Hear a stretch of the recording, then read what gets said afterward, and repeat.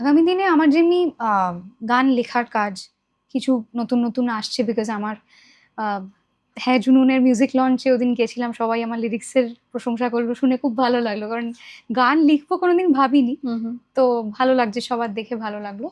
তো আম এনকারেজ করছে বলে এখন মনে হচ্ছে যে হ্যাঁ, লেখাটাকেও আরো সিরিয়াসলি পারসিউ করা উচিত। আ সো লিরিসিস্ট হিসেবেও কিছু কাজ করছি।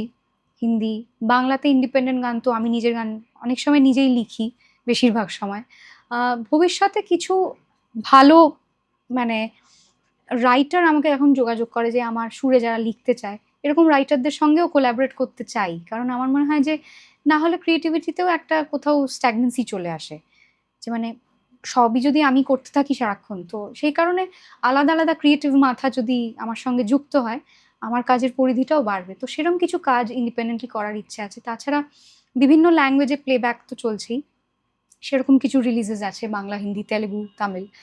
আম আলাদা করে মেনশন করছি না। তো সেরকম কিছু রিলিজেস আছে এবং আমার পার্সোনালি আ একটা খুব ইচ্ছে আছে যেমনি 'হামসাজ' এর মতো একটা প্রজেক্ট হঠাৎ করেই হলো।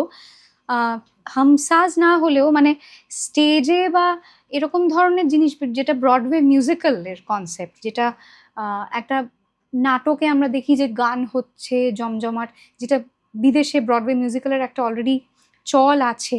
সেই জিনিসটাকে যদি ভারতবর্ষে আরো বেশি করে রিইনফোর্স করা যায়। এখন অনেক শিল্পীরা করছেন এবং এনএমএসিসি তে এরকম কিছু সুন্দর, সুন্দর ব্রডওয়ে নাটক হয়, মুগলে আজম ওকে। হয়। হুম, যেগুলো মানুষ টিকিট কেটে দেখতে আসে। তো এরকম কিছু জিনিস যেগুলোতে সিঙ্গাররা সুযোগ পাবে বা অ্যাক্টররা সুযোগ পাবে একটা প্ল্যাটফর্মে এসে স্টেজে অভিনয় করার, সেখানে অরিজিনাল গান থাকবে। এরকম কিছু প্রোডাকশন যদি আমি নিজে করতে পারি, নাথিং লাইক ইট।